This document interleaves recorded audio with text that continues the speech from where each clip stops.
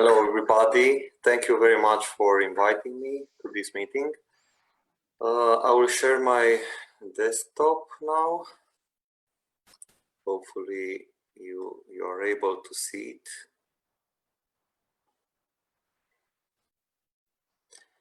Okay. So I will be speaking about circular smart cities and regions. Initially, I proposed another name for my presentation, but I think that this one is more fit for our conference. I will start with some insights about the so-called circular economy, which is much more than waste management. It's about the circular management of all resources like land, materials, infrastructure, assets, information, and so on. It's also about the added value. And we are not talking here only about the financial value. It is much more compared to that. We are speaking about competitiveness, autonomy, readiness, sustainability, and other very important concepts. We should focus all our efforts in the development of our world and environment on retaining and using the value inside all ecosystems. And everything, as you may know, starts with the so-called eco-design of products, services, processes, and business models. All of those mentioned here are interconnected. And last but not least, we should have a better communication, collaboration, and we should aim at creating more synergies in the public sector, private sector, and in the PPPs, public-private sector.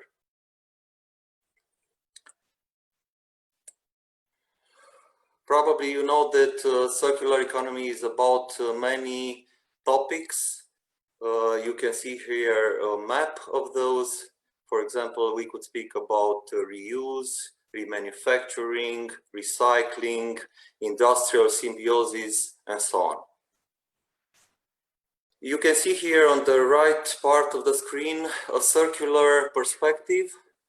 It could, for example, be applied for the manufacturing processes, but it should be applied in the construction sector as well, because you extract materials, you build parts, and then you distribute them, you integrate them into buildings, and finally you should be able to disassemble the buildings and recycle the materials, so that to have a circular way of operating with our resources. And probably you know that the materials that are inside buildings are blocked for tens and hundreds of years, which is a very important aspect, and we should not neglect it. Then a few words about smart cities and smart regions. I think you all heard about the concepts like digitalization, omnipresence, talent valorization, and sustainability. Everything should be interconnected and integrated, because we have to do our activities in a more efficient way. And of course, there should be smart technologies involved in everything that we do in order to live a better life. There are many perspectives. I depicted here only few of those. For example, the public perspective, private perspective, and this perspective with materials, constructions, services, and products. There are more stages to to go through in order to become a smart entity. You can see here that there is the measured phase, the integrated phase, and on the top you have the smart phase. As I mentioned already, there are many principles and technologies that we should adopt and we should implement in our ecosystems. And everything should start with the vision to improve, really improve our life on the long term. And of course, this vision should be supported by a strategy which should involve smart applications on different pillars. There are more pillars, not only those depicted here, and also there are more kinds of applications, not only for smartphones or smart devices. On the bottom of everything is the so-called smart infrastructure, which should be optimized and controlled. Here you can see that the automatization and controlling should increase going downwards, and the connectivity should increase going upwards. Now about circular cities. From my perspective, and I have a PhD on that, circular cities should be also smart cities, and everything is interconnected. We should see it as a big perspective, better perspective to everything that we do. The essential elements are the followings. Buildings and physical infrastructure should be modular, reconfigurable, shared, and designed for disassembly. Assets are designed to be shared, leased, and easily recovered. Mobility systems are green and shared. Digital tools facilitate sharing and recovery of applications. Then the collecting phase, or the so-called reverse logistics, facilitate the reuse, repair, and remanufacturing. Energy production is renewable and local. Production is encouraged in local value loops and industrial symbiosis. We should implement the so-called bioeconomy, and everything should be implemented by a pattern which is elaborated and consists in 15 steps. I will not go through them, but I will highlight on the next slide the 7 strategies which are very important in order to implement the so-called circular cities. You can see it here. Everything should be localized. In order to optimize our resources and activities, we should know every time, at any point, which are our resources. Also, we should build local capacity and also consume, produce and consume local goods and local services. Then another aspect is that we should adapt to the new conditions which are in the world, for example, climate change, and we should create an urban fabric that adapts to the changing conditions. We should substitute the old concepts with the new, modern, and better concepts, like using renewable resources, using service-based activities like carpooling, then using virtual activities like remote working in special conditions like the COVID pandemic, and so on. Another point is that our ecosystems should regenerate, and we should support that. with, for example, nutrient recycling and soil production, then we should adopt the right regulating services in order to have such ecosystems that I mentioned. Another point is that everything should be shared and optimized finally.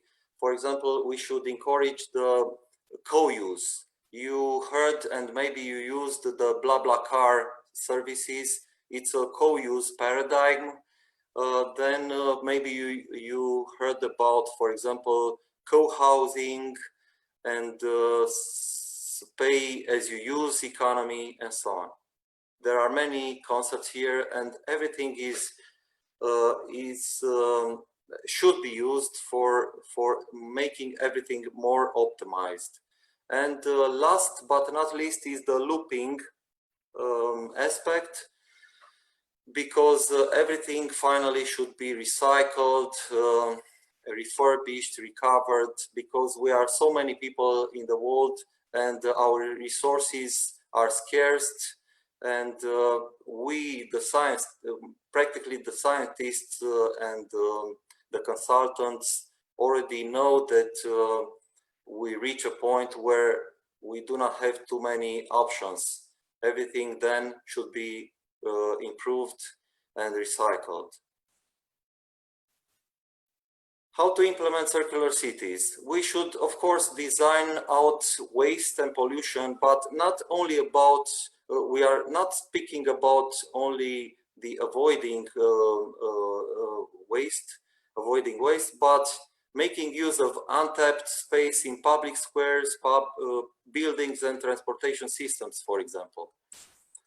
Then we should keep assets in use and maintain their value by the means of reuse, repair, refurbish.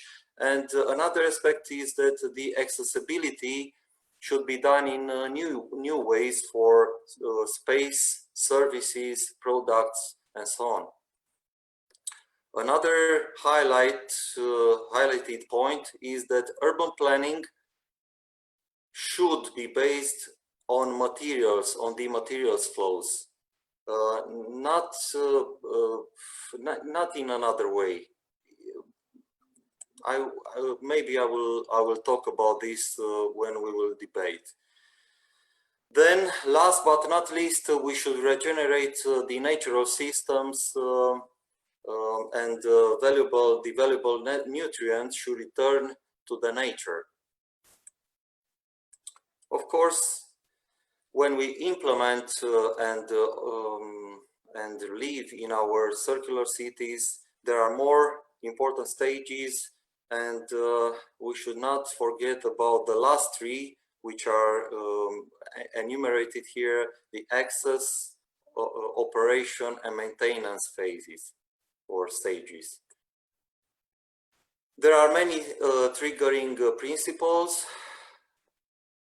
I will not go and explain them here because there is not too much time left. Then there are triggering technologies that probably you heard and know about, like drones, sensors, actuators, eco materials, and so on. And my last slide is about the actual implementations in the world. Probably you know that Peterborough has set already a very ambitious target. It wants to become by 2050 a full circular city, and therefore it develops already a measurement framework to monitor this progress. Then Austin, for example, has developed already a marketplace for circular materials. And there are some cities in the world that implemented already in the public purchasing activities a circular perspective. This is all. You can see here the references I used. They are very interesting. Maybe you could have a snapshot and read them thoroughly. Thank you very much.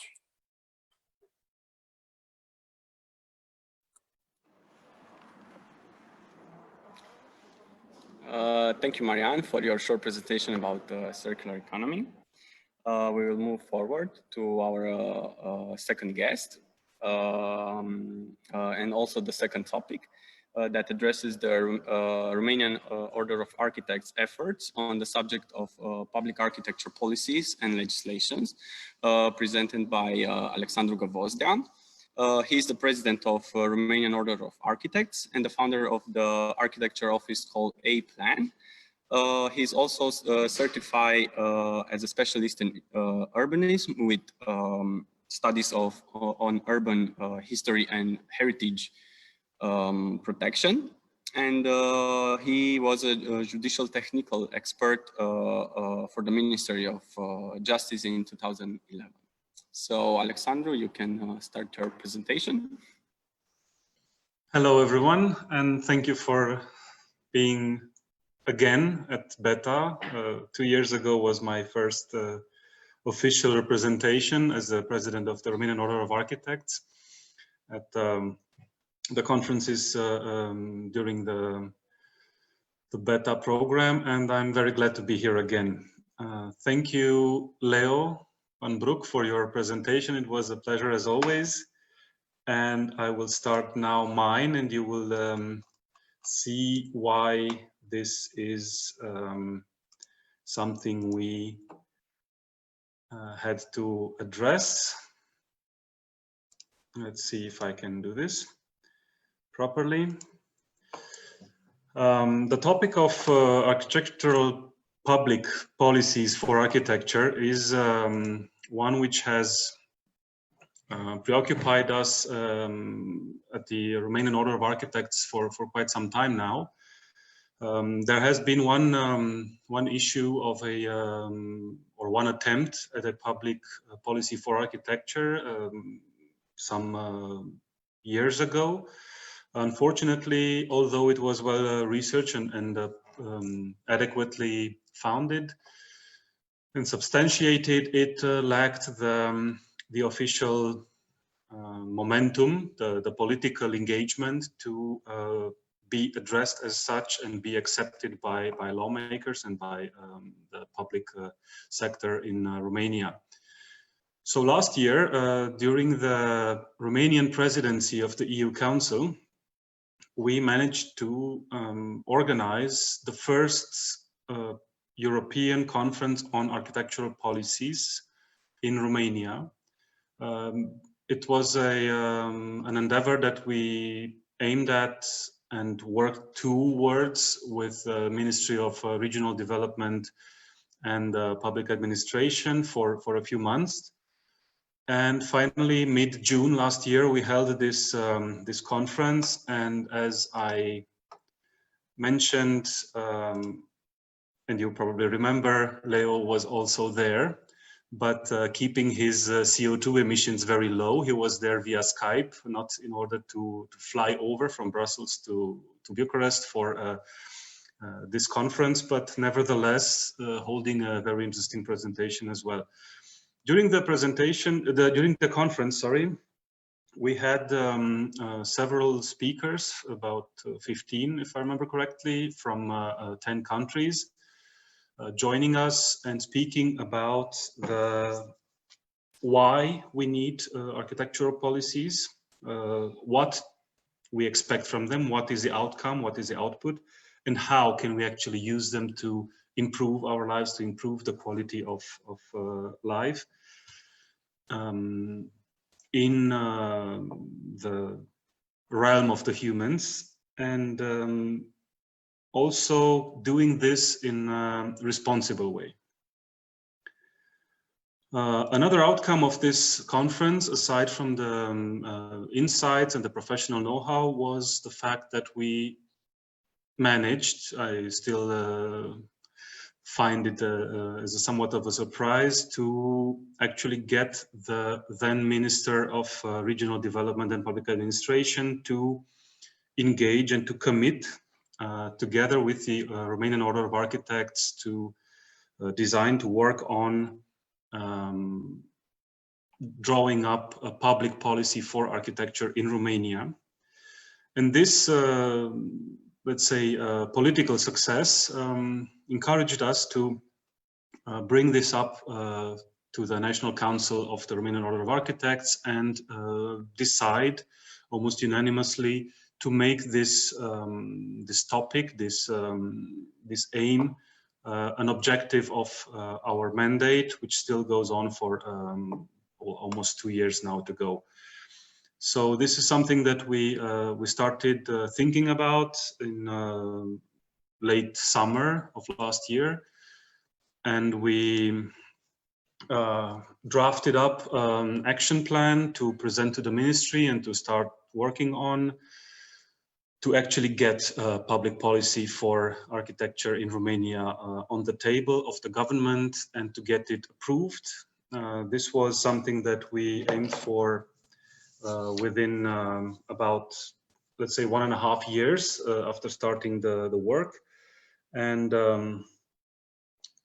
this because we realized, aside from the, let's say, political agenda of one or the other politician that wants to prove something during his mandate, we feel the urgency of setting proper strategic concepts, ideas, and principles that actually respond to aspirations and needs of society, and that substantiate then lawmaking and regulations and obviously the change of mind of people, because we have looked into data, and obviously everybody does. So I'm not going to go very much in depth with this, but since we spend roughly 90% of our time in or around buildings, and the quality of these buildings and of the spaces around them obviously influence our lives. And according to Eurostat, Romania has probably the most overcrowded, noisy, and lacking basic facilities, housing in Europe. And also we have the lowest life expectancy at birth, the highest risk of poverty, and one of the highest mortality rates according in consequence of chronic disease. All these things can be improved with better living space, with better environment to live in. And so public policy for architecture, considering, as Leo said before, this concept as the encompassing one, containing also urban planning, spatial planning, and so on. So understanding all of these things in architecture, we think that it's even more relevant to continue working on this public policy aspect. Meanwhile, the same Ministry of Regional Development started or launched a project that they got European funds for under the short name CIPOCA 50, which is composed of 3 major directions. The first one being to draw up spatial planning and building code, Codul Amenajării Teritoriului, Urbanismului și Construcțiilor, so basically covering everything from regional territorial planning, urban design, construction, quality of construction, and so on and so forth, and all the subsequent legislation. A second component that tackles transformation, optimization, better procedures, transparency, guidelines for the administration. And today, I think the digital addendum is inevitable. And a third component, which then helps public servants to use these new tools, procedures and guidelines within the legal framework that has been rehashed, and trains them to actually use it to make a better job at what they're doing. So all in all, this whole project seems to be quite rounded up. For starters, late last year in autumn, the Romanian Order of Architects has joined 2 other partners in an association to for the bid of the first component to write up the spatial planning and building code, which will hopefully by the end of this year go into public consultations and then be accepted by the authority and then go to Parliament for ratification. And this because obviously we know that Romania has one of the most complex processes to get construction up and running. This is just an overview of all the processes starting from the inception, from the first request for information on building until the point the building is completed. Whereas the first 2.5 lines represent all the processes of permits, pre-authorizations, and so on, up until the issuing of the construction permit. And the last rectangle represents the actual building process and the turnover of the building to the client at the end. And obviously this brings us to the point where we ask ourselves and are challenged to explain to lawmakers and politicians as well what the major differences are between the aim of less bureaucracy and the danger of less regulation, since we all realized that the ever more complex ways that we build, that we address construction, that we hope to help society get to better results, to better quality of product in the end, of housing, of constructions, of education, of city use, needs this regulation, but we could do with a lot less open bureaucracy. So it should be somewhere in the background, not really be a challenge for everyone all the time. So this is, we're in the middle of the process of optimizing, modernizing the legislation. This will hopefully soon, within hopefully weeks, not months, become public debate. But until then, we have to address another topic. And meanwhile, while we were working on this topic, something else happened in early this year. The COVID pandemic that sent most of us online to continue working. And we as architects and all our partners, engineers and other technicians and specialists and so on, and the administration, ended up in the attempt of moving all the processes that we used to do on paper in the digital environment. And this brings us to a whole new world where we have to think about electronic identification, about secure processes, and about mandatory change in the general approach to the processes involved in the construction business. So in one very hard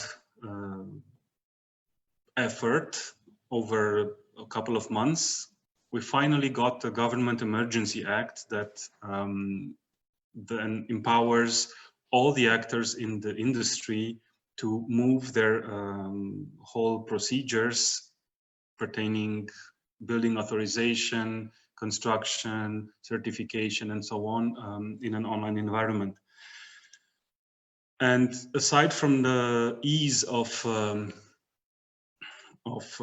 heart that we felt, we realized that this is also becoming an opportunity to get all those enormous amounts of data which are gathered in these projects, in these documentations, and make systematic use of it.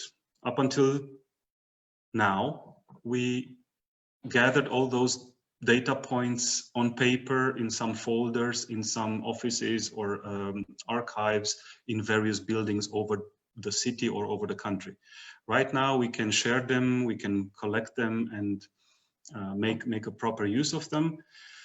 And this can then help us to actually substantiate a responsible decision-making, may it be the political, strategic decision-making of city planning, or may it be the more, let's say, economical driven investment decision-making, and so on and so forth.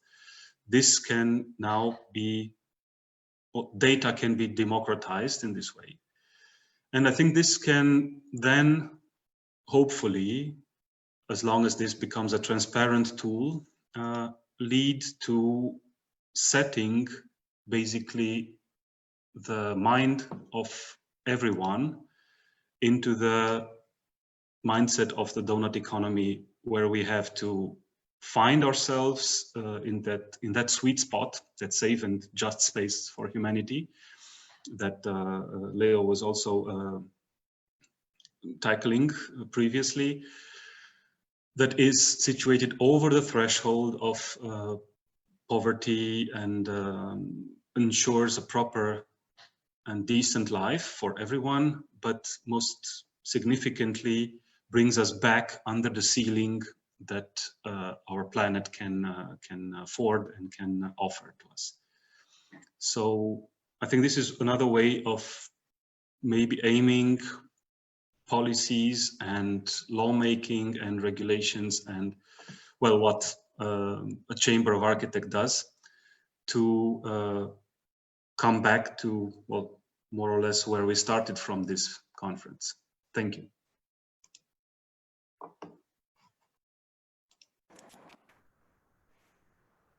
Thank you, Alexandru, for your presentation. Now we will move very, very fast to our last guest, Grația Mihailescu. The last topic is about the city as a living urban ecosystem. Grația Mihailescu is an experienced founder of the Urbanized Hub Romania, and he has gained experience working in a development field, public policies, and online media industry. He's skilled in European studies, journalism and communication, innovation development, and international relations. So, Grațian, you can. Thank you for the invitation. For me, it's an honor to be between such a great minds of urban development of Romania, and not only. Actually, this is a premiere for Biennala, because I'm right now at 2,200, I think, meters, so I'm above cities. And I'm sorry that I was late, because I was walking through the like 6-7 hours till I reached mountain side.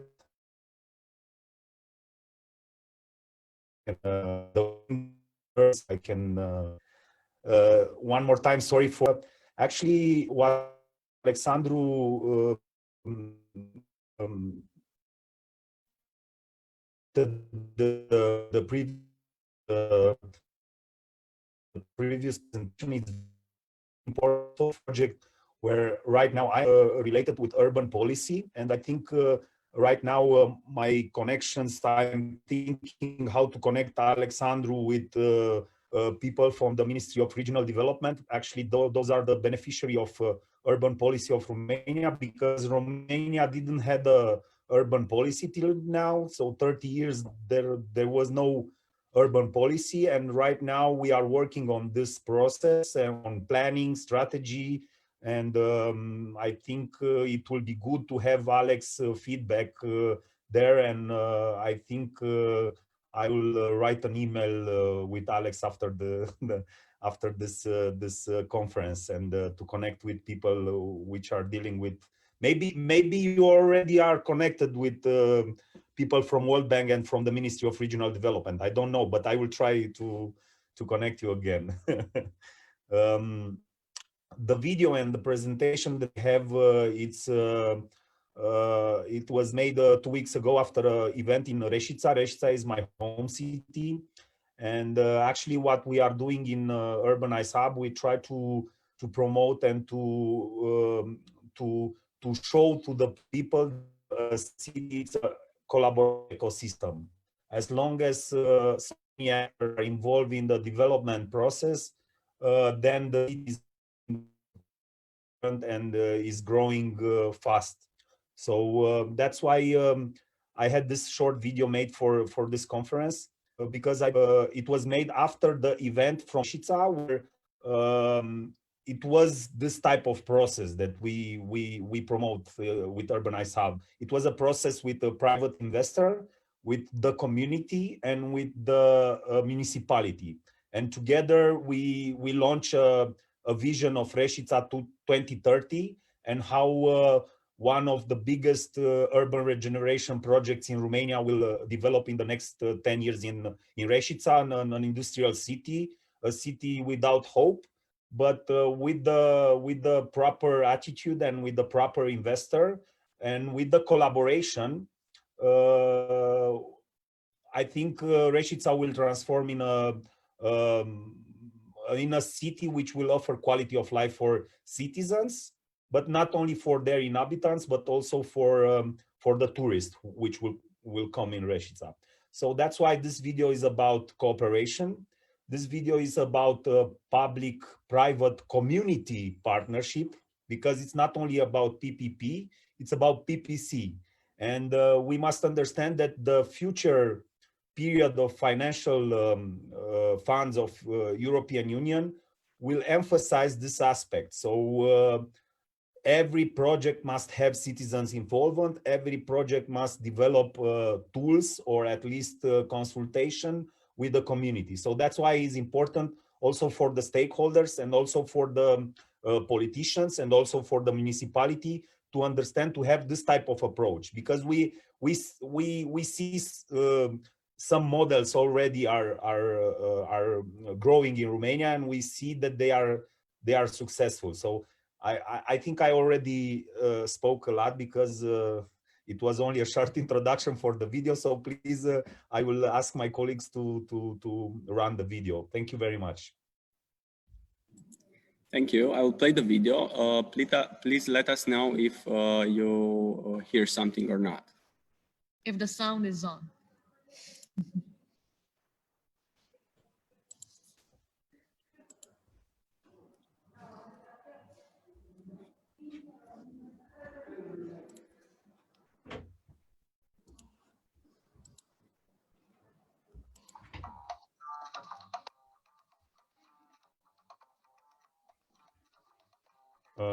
There is no sound.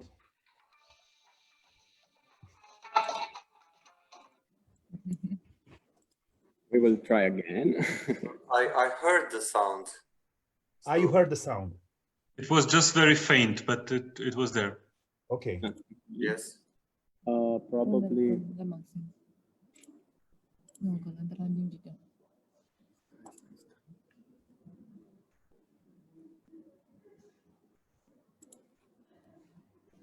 Maybe Now it should work.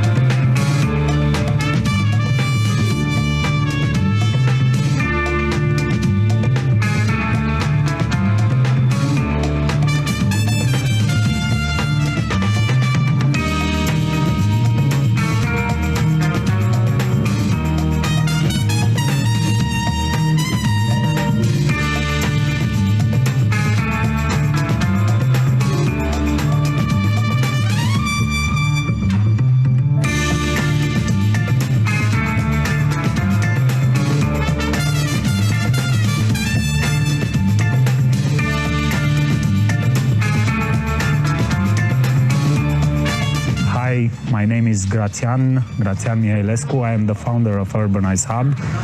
We just finished an event here in west part of Romania, and we organized the event together with all the stakeholders. It was present the public administration with the mayor, municipality, the city council president. It was present the universities and other experts from companies which are dealing with urban regeneration, with smart cities, with infrastructure.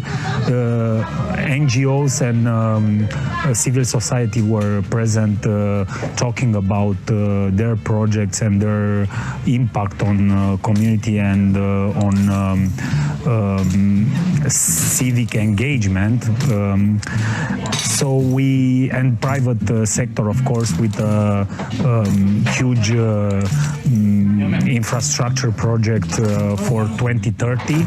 So we just set the agenda of the city for 2030. So all the stakeholders were invited. We had this beautiful event here for 4 hours where everybody talked about their projects and how they create a common strategy.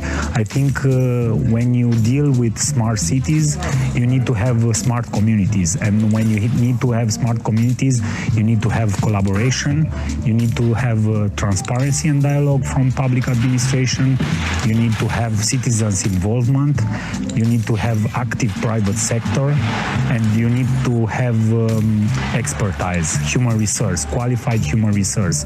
If you have this ecosystem, then it's going to be easy to build the smart cities.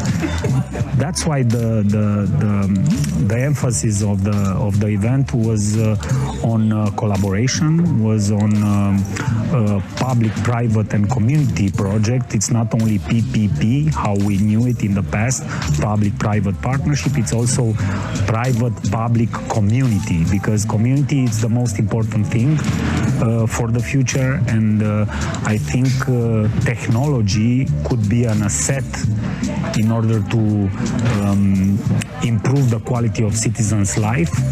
But I think the most important thing when you deal with smart cities and smart communities is collaboration. It's the involvement of all stakeholders of urban ecosystems. When you talk about a city, you talk about the urban ecosystem. An urban ecosystem, it's built from 4 different stakeholders: public administration, universities, private sector, and civil society. All those 4 factors must collaborate in order to improve the quality of citizens and in order to make cities more smart, more resilient, digital, green cities.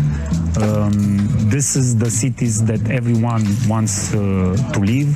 Those are the cities that everyone wants to live.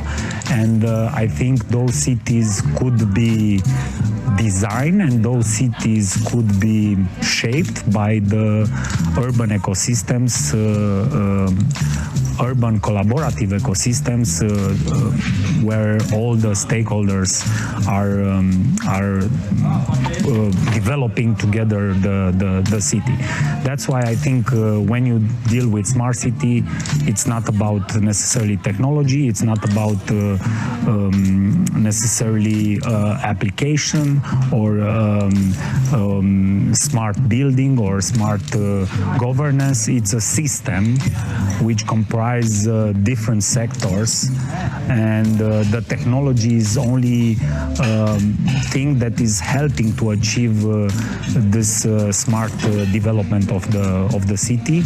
And the focus should not be on technology, the focus should be on people, because EU funds and EU investments are about people, and it's not about technology. That's why the collaborative dimension is very important, and that's why every stakeholder must understand that it's about their involvement and their commitment in the developing of a city, developing of a region, developing of a nation. This is our thoughts from here, from west part of Romania. I am sure that urban collaborative ecosystem will arise in not only in Western Europe but also in Central and Eastern part of Europe. And thank you for Europe Digital Week that allow me the opportunity to share this practical things that we are developing already here in Romania. And I am sure that only together we can shape the future cities, and technology could help us to achieve those future cities. And we must focus on citizens' needs and citizens' involvement, because everything what we do is for the cities. Thank you very much, and see you soon. Bye.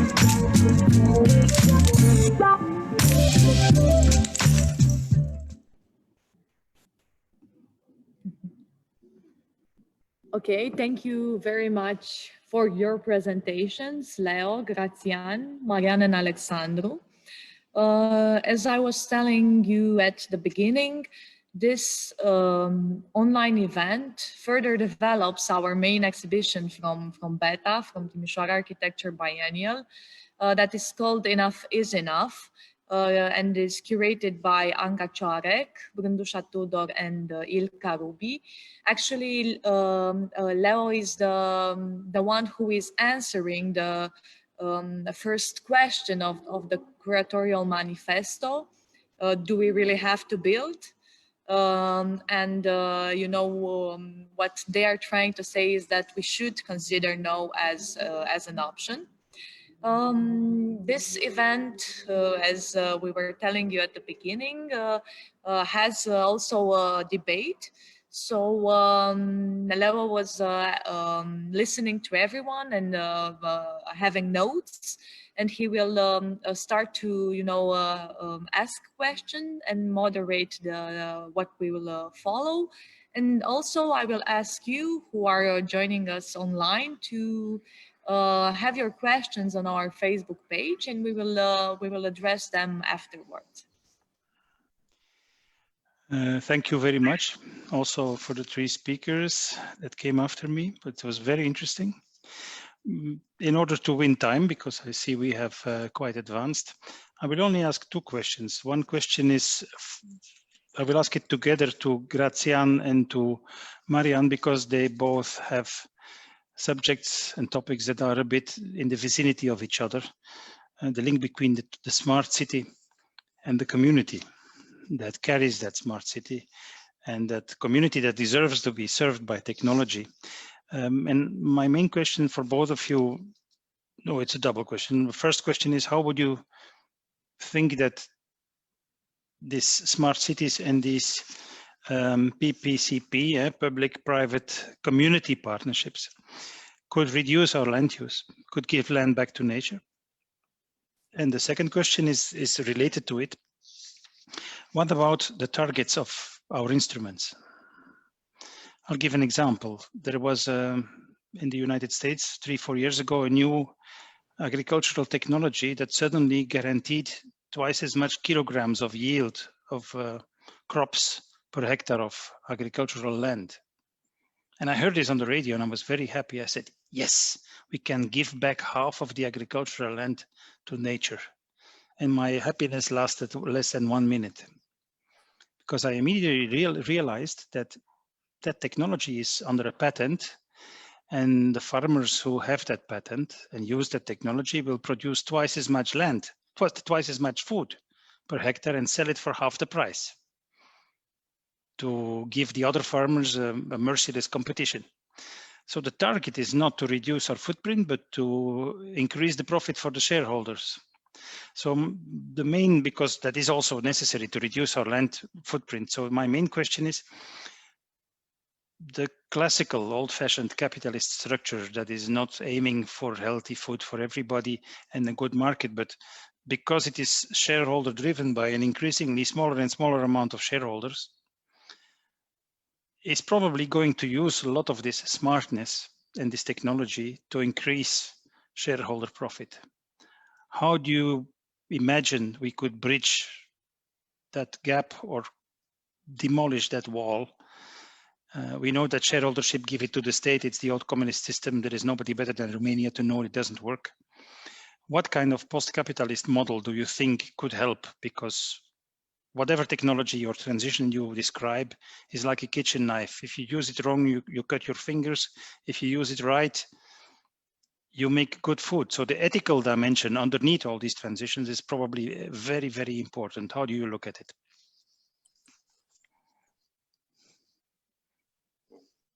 Maybe I will start.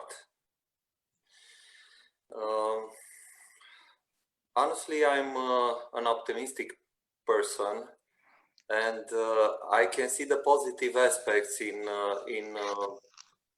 everything that we have around. And I've seen many people that want a green development, but they are not gathered and they are not facilitated by smart tools with the help of, for example, the public sector. And here we could use the smart technologies that we have. For example, we could have some instruments based on blockchain that produce the so needed trust. Everything in our world is based on trust. If you do not have trust, nothing happens. And if we could use some blockchain applications, then everything would be more transparent. And of course, data should be more reliable. And if you have data, you can improve, you can optimize, and then some beautiful things could happen. For example, you could use crowdfunding. If you have transparency, people will want to give some money by some kind of applications based on this beautiful principle like crowdfunding. We should be aware of the fact that the public sector doesn't have unlimited resources, but with the help of the communities, as Grațian said, the capacity increases and many things could happen. You could have more time from the stakeholders to put into everything that we build.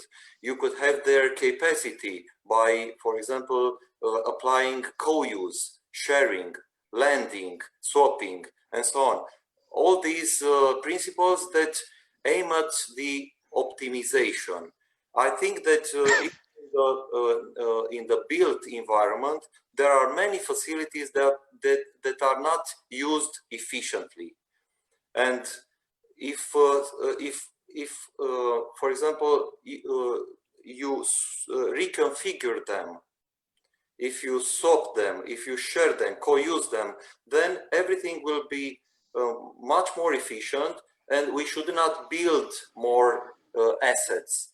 And this answers your question, I think, that we have so many assets, built assets, that in this ecosystem with the public and private actors could be used in more efficient and green ways.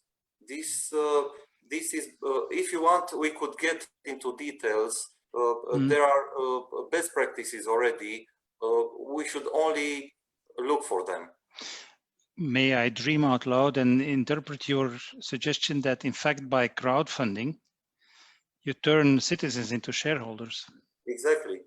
Which is happening in Belgium in the co-housing sector, because they cannot protest against the developer because they are the developer.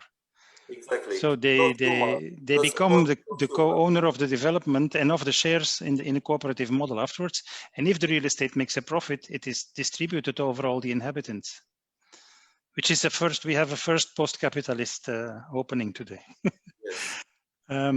Maybe Grazian can. Yeah, we organize a lot of podcasts and live streamings on our webpage regarding the post-capitalist era. And we had a lot of guest speakers, and we discuss a lot about what will happen after COVID, because everything will change after COVID for sure. And we realize now during COVID how important is the quality of public space near your apartment, because till now we didn't expect everyone was going to the Central Park and spend time there. Right now we realize that we need quality public spaces near our blocks, near our houses, and this lockdown compatible neighborhoods. Exactly, and this is a trend which will develop a lot in the future, I'm sure. But what I think also the blockchain can change and it's a disruptive innovation, but because it's talking about decentralized systems, and it's everything about locality, and the future is in local. The future is not global. The future is not national. The future is not regional. The future is local. And that's why you have so many specificities, because you have so many communities. A city from Romania, from West part, doesn't compare or doesn't have specific, it's different than a city from South or a city from Northeast. I'm not talking about cities from different countries. That's why I don't believe that we can take a model and implement it in Romania or in other part of the world. I think we must redesign the model and adapt it to the specific needs of the community, and then try to for example, I'm a huge fan of urban laboratories, and I'm trying to develop this type of for the future. We try to involve citizens in creating solution for specific problems.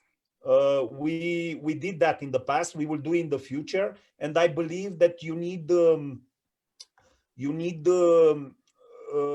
this type of urban living labs for the cities, where municipality will collaborate with experts and with architects and with IT specialists, and together they will develop and find proper solution for their municipality.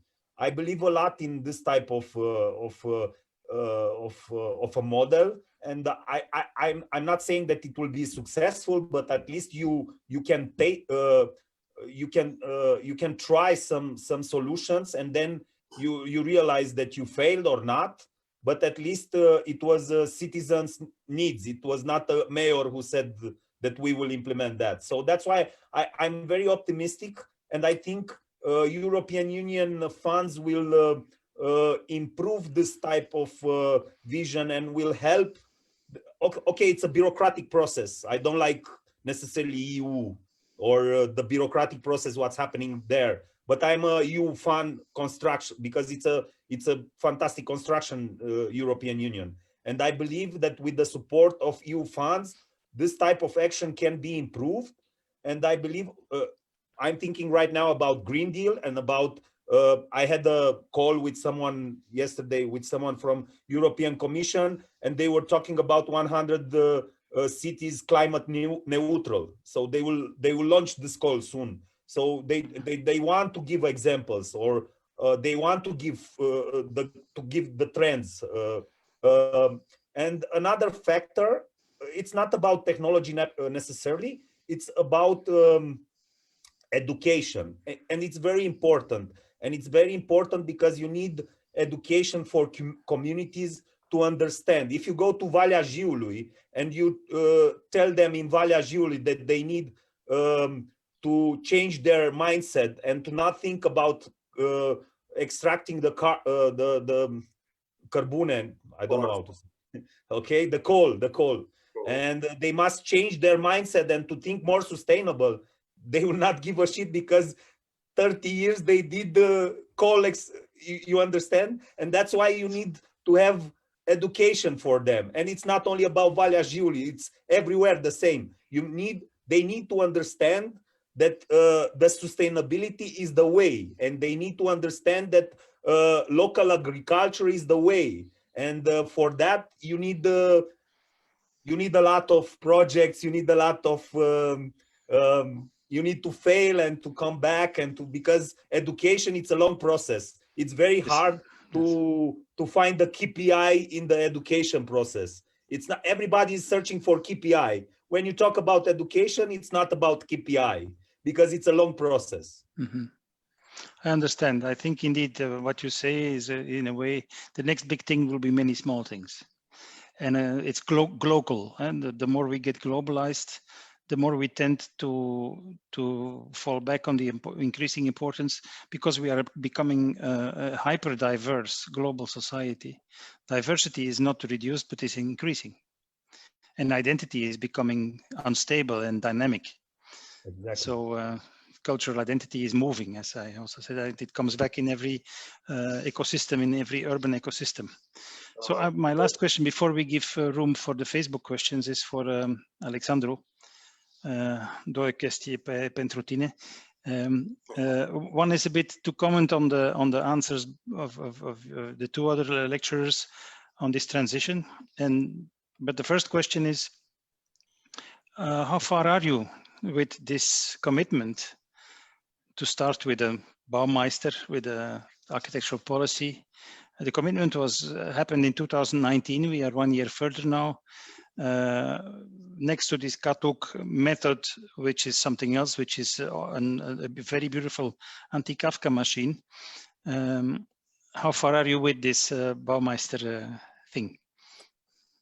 Well, actually, we never said that it was going to be a Baumeister thing. No, it's going to be a public policy, obviously. But one of the models, and the one that we have looked at, also considering the experience that the colleagues from Estonia were sharing, Joao Bento, who was also in the conference, and who researched this model of a government architect in various countries and cities. It was in Vienna and also in the UK, and obviously the Belgian model in Brussels and in Flanders. And this is obviously one thing that attracted our attention.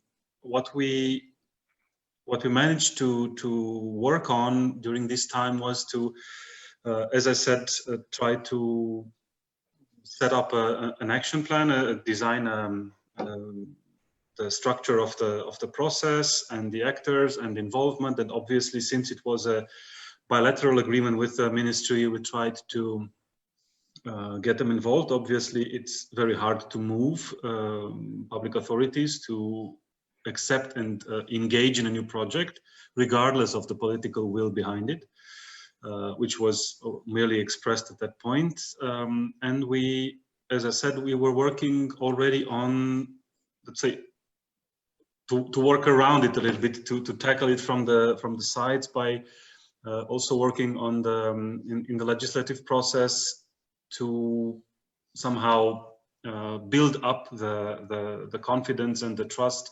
to actually do this together with the government. And we have a clock ticking, so to speak.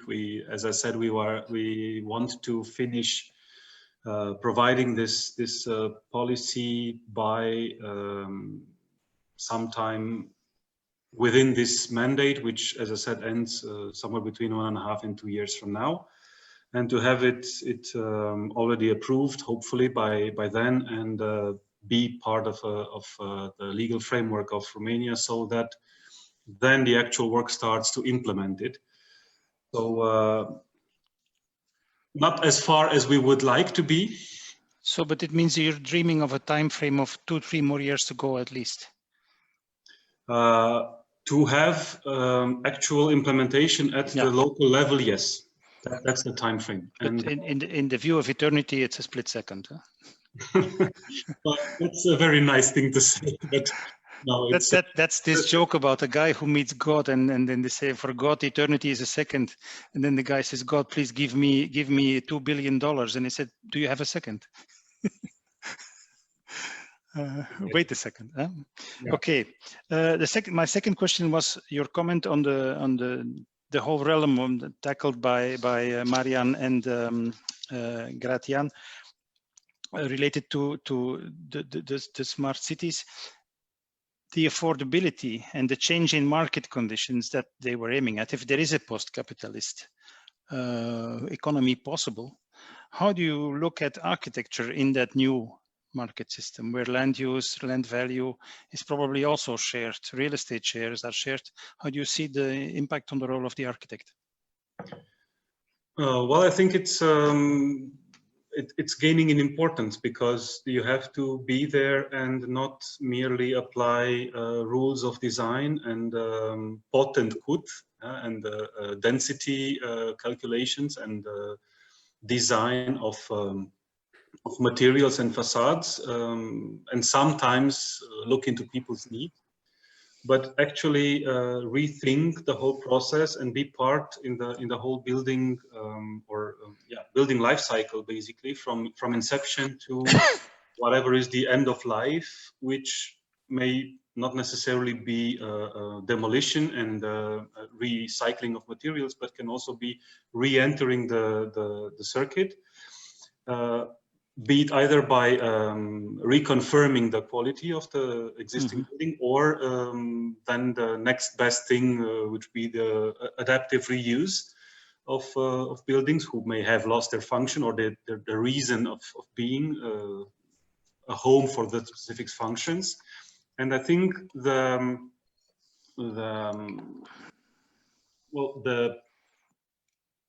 chance of thinking, researching solutions and the smartest solutions with the least impact and the smallest footprint should also come from those who are engaged with this domain and know it and maybe repair a bit of the damage they have done all of the time. And I think we just need to rethink the way we approach our business models as architects. But in the end, it's all about services, hours, and using our head to bring forward the society. And in the end, not to leave out of perspective the fact that everything we do, in the end, targets a better life for everyone in a context and not in a bubble. Not only to get in the architectural magazine, but to have the better life that we need. So, of course, it's nice to meet at Biennales and have a Prosecco over a very good design. It's excellent, and it's important to celebrate excellence and competence. But it's not only the spikes in the top of the round that keep us going. It's the baseline also, which has to be a little bit better than it was or is in the current ones.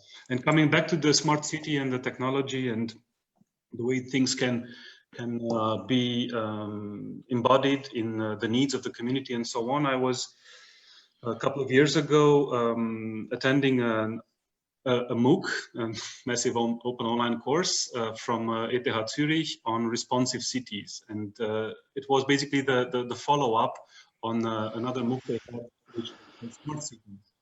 And I think the thing that appealed to me most was the fact that a responsive city, as opposed to a smart city, is a smart city who has taken the next step and is actually being enriched by the contribution of the people in the community. They give feedback to the authority. The authority gives transparent information to the citizens, and they are empowered to contribute, not only be stakeholders or shareholders in developments, but also contribute in the governance of the city. And then the decision, direction the city is going in major or less major decisions. And I think this is something that can be achieved with transparency, with blockchain, with all the golden promises of the technology.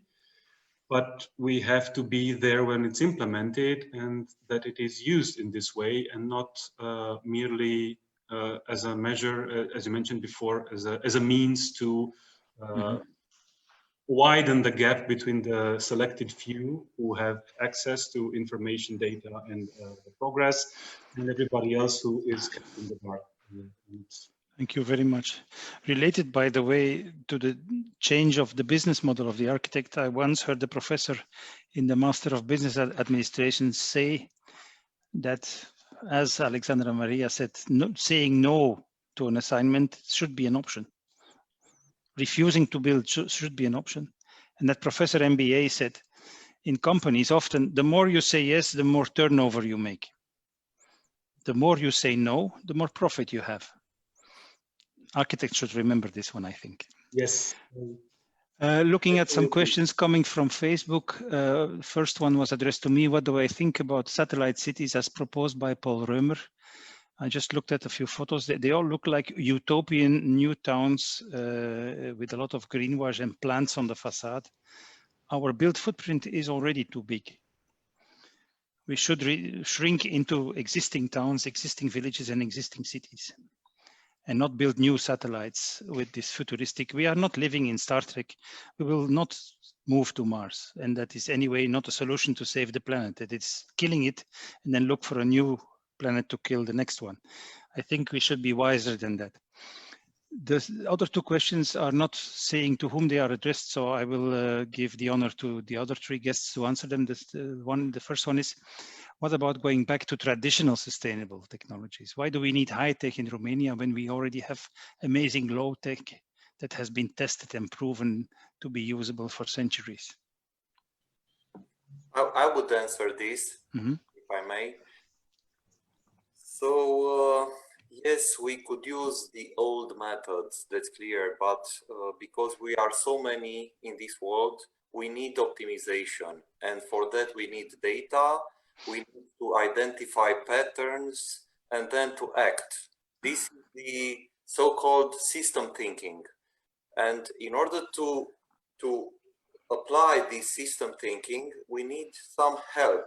If you remember, some years ago, there was a scientist who developed an algorithm which, for the first time, identified the equation, the formula for the double pendulum. So all the genius in this world couldn't make it, couldn't discover the formula, but a digital algorithm did it. And of course, this is an improvement. If we can identify patterns in the nature and in our lives, then we could act. And this is with the help of the technology. I would add also some other thing. Grațian mentioned about the importance of education. We could use some smart methods, but not new, like the so-called gamification. With the help, for example, of virtual reality or augmented reality, we are the so-called homo ludens, men who play. If we integrate with the new technology some playful means, tools in our lives, in our activities, we could be more aware, we could be more trained or educated and more involved. And this is also with the help of technology. And I will conclude by highlighting that everything in our life could be used both ways, positively and negatively. If you think about it, that's very clear. And then we should be smart and wise with our technologies that we develop. Thank you, Marian. I think the question came from the realm of a kind of concern, which might be a bit nostalgic about the past 2-3 centuries ago, 90% of the people were living in rural areas in low density. We were 1, maybe 2 billion. Now we go towards 9, and soon now we are 7 point and so much. We will 8-9 billion at least. And I don't know if you know the Smurfs, these little blue guys living in villages. It's a Belgian cartoon. But if 9 billion people go to live in Smurf villages in tiny houses, you are designing an ecological disaster of the most destructive kind, with non-compact, heat wasting housing, and with a need of connectivity in cable, data, services, waste collection that is unaffordable and a disaster. So I think the nostalgic part of our past is definitively over and cannot be kept alive in the challenges that we face. I agree with you on that level. The third question is, which impact do you think will have the pandemic in relation on the relation between people and nature, and the relation of people in built environment? The second one was a bit tackled already by Alexander, the need of having green spaces, or also by Grazian, in the city next to, I mean, we should have lockdown compatible cities if we want to survive a next pandemic confinement.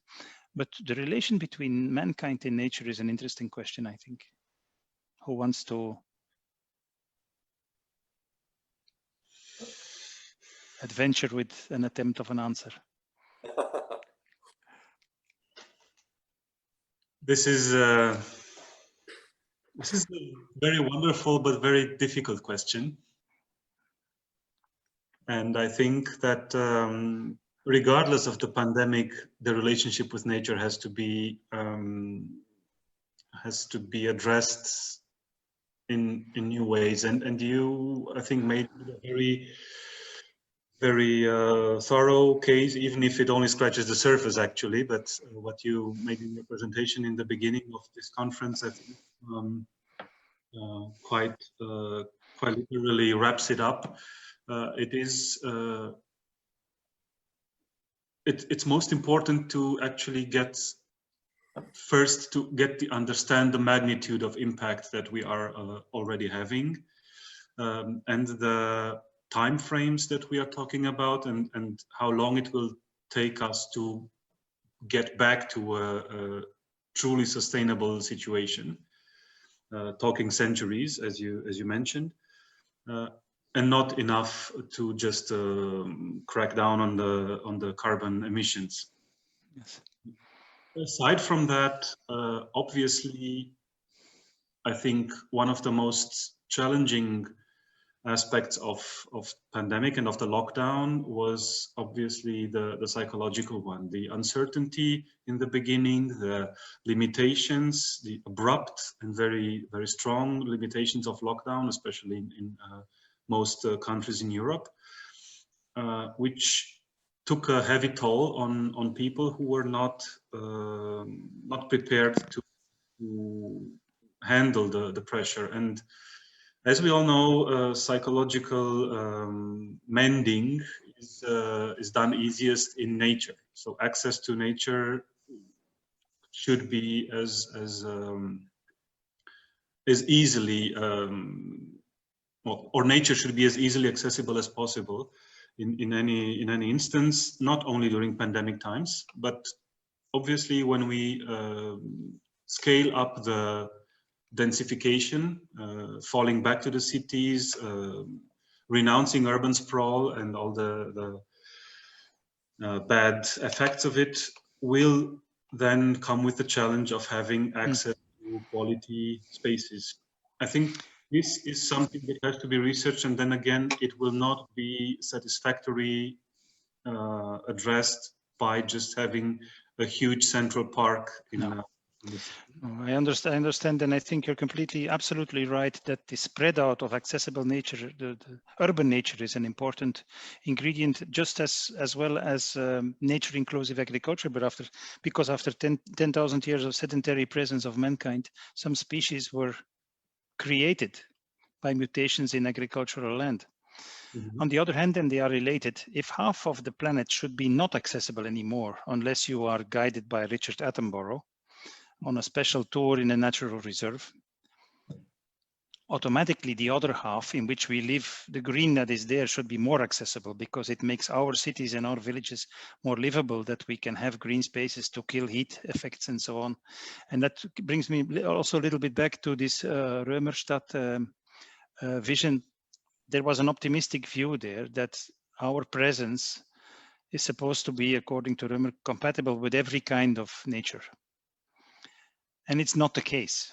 I mean, you don't have wolves and bears and all these kind of big rhinoceroses and lions when we are having sedentary presence. And I told it in my text, 10,000 years, there is not one single sedentary human presence that did not kill all the vertebrates within 2 decades. So this idea that we have a harmonious relationship with nature is a bit optimistic and a bit anthropocentric, although the intentions were good, because it was a kind of first attempt to allow modernist architecture to be more respectful in the surrounding nature of the city. So I think the intentions should be kept, but our spatial hunger should be a bit reduced. Yes, I think the question is of approaching the attempt to understand the world, to understand our context in a more humble way. Mm-hmm. I think anthropocentric is the thing that we should try to be farthest away as we are part of the problem, of course. Yes, indeed. I don't know if I see the people of Beta City a bit looking at us, so I think we are already far beyond the deadline. I just want to add that in 2016, when I was in Silicon Valley, the most appreciated projects there were the projects which involved biomimetics. So it's for the people who doesn't know what is biomimetic, is the emulation of the models, systems and elements of nature for the purpose of solving complex human problems. So if the epicentric of innovation in the world it's focused on biomimetics, then I am sure that the future big infrastructure projects or the trends are into this sustainable development. No, I agree, but then we need Calatrava to wait for bacteria to grow his buildings, like coral, because as long as you work with, as you say in Romanian, with cofraj, it will be expensive. Okay, also my time is more or less, my availability is ending. Everyone's. Okay, but it was you. very interesting for me. Thank you for all the organizers and participants. It was an honor to be invited here. Thank you very much. Thank you for the contribution to this event, online event, for the lectures, the debates, and the questions. Beta is on until the 25th of October, online and also physically here in Timișoara. You can follow us on our Facebook page or on our website, betacity.eu. Have a great evening. Thank you very much. Thank you. Thank you to all. Thank you. Thank you. Thank you. Bye.